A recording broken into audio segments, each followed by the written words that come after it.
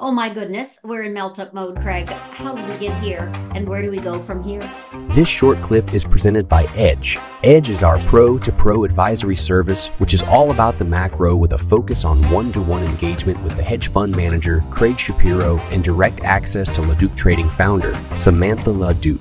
For more information about Edge, visit www.laductrading.com/edge.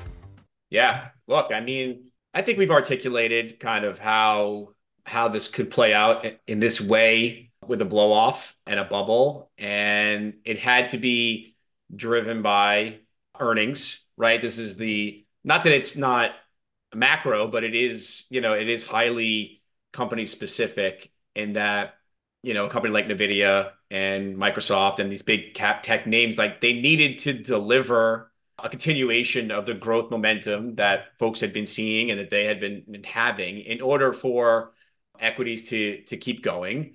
And look, it seems like they have, right? If you look at the Nvidia numbers and, we could hold the conspiracy talk and all the other front loading talk aside, but the revenue growth continues to accelerate year over year.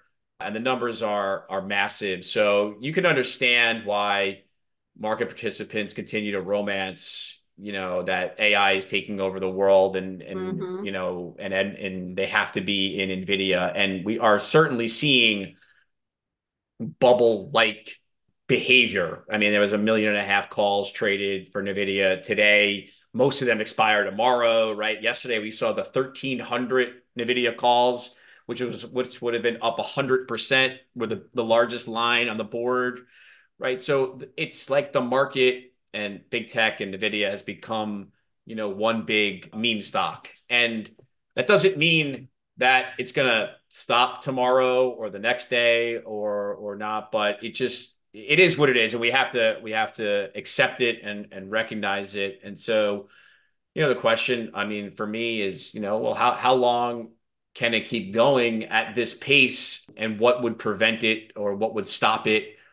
And I think I've laid out kind of how I think it should stop or could stop. Now, what does that mean it's going to? Again, I'm not really sure, and this is why I haven't been short tech at all, or short S&Ps at all, and I've been kind of really not participating too much there. I've been buying Nasdaq calls, dailies, just to kind of keep myself in business. I've used Bitcoin on the long side, which has been, has way outperformed this year and over the last year. So, there's ways to kind of stay involved thematically here. And certainly what you've been doing and catching swings, on some of these names has been great. But I think we still need to keep in mind, I don't suspect this is going to last, forever. Let's start with that. And probably not even for the entire year. We are going to have a pullback. And the question is, how do we get there? And I think we get there as the market prices out more of this easing cycle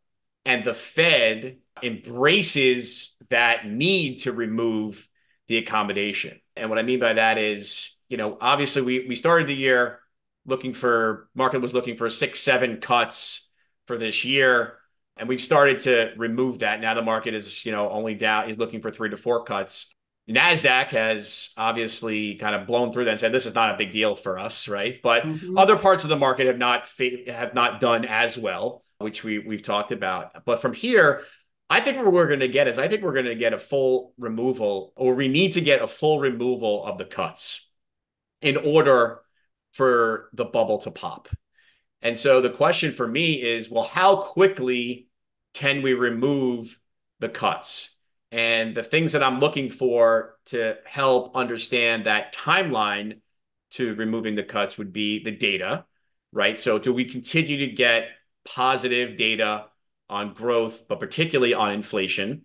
So we had a strong CPI reading. We had a very strong super core reading for CPI. PPI was stronger, which means core PCE out next week is going to be hotter. The prices paid series in ISM services was very hot. Today we had manufacturing prices move higher. So if we continue to get that kind of data on actual inflation, the Fed will have to acknowledge that. Secondly, inflation expectations. are another thing we got to keep watching. And I've been watching these break-even yields, and 1-year break-evens are now well above 3.5%. They're up almost 200 basis points year to date. So the market is moving to an understanding that there will be more inflation because wealth effect is so strong and consumers are spending. And another component of inflation expectations is oil prices. And if oil and gasoline somehow, some way start to, really move higher, I think that will make it very difficult or maybe even impossible for the Fed to cut rates, to have the next move be a rate cut. So I think we are going to get to a point where, March is basically off the table. And I think increasingly May will move off the table. And then June will move off the table. And we'll just keep moving the odds down of all these cuts.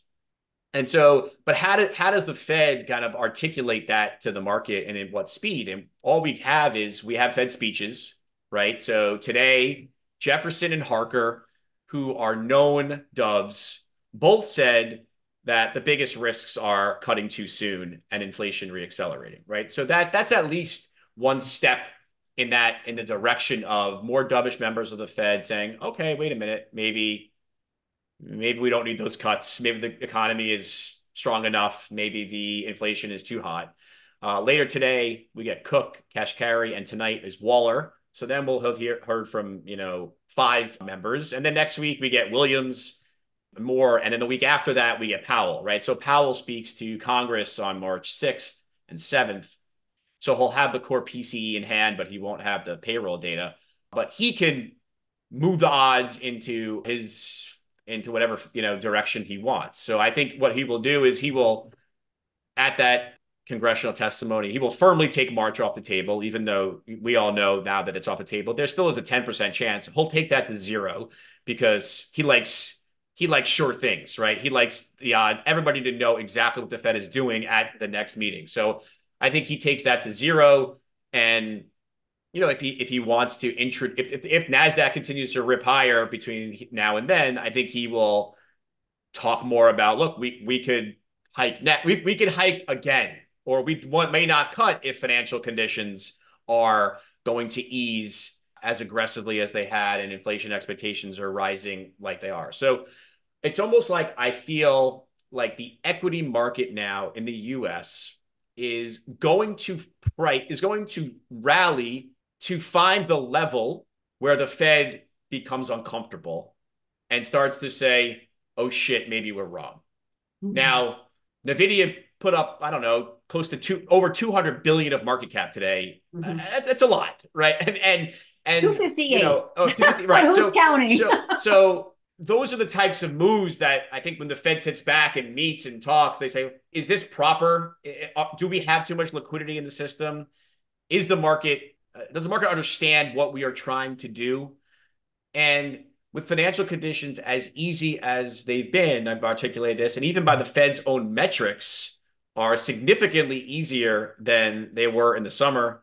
It's just not clear that their policy is restrictive right now. Why is their policy not restrictive? Because the government, which is 25% of GDP, is still running 6-7% deficits.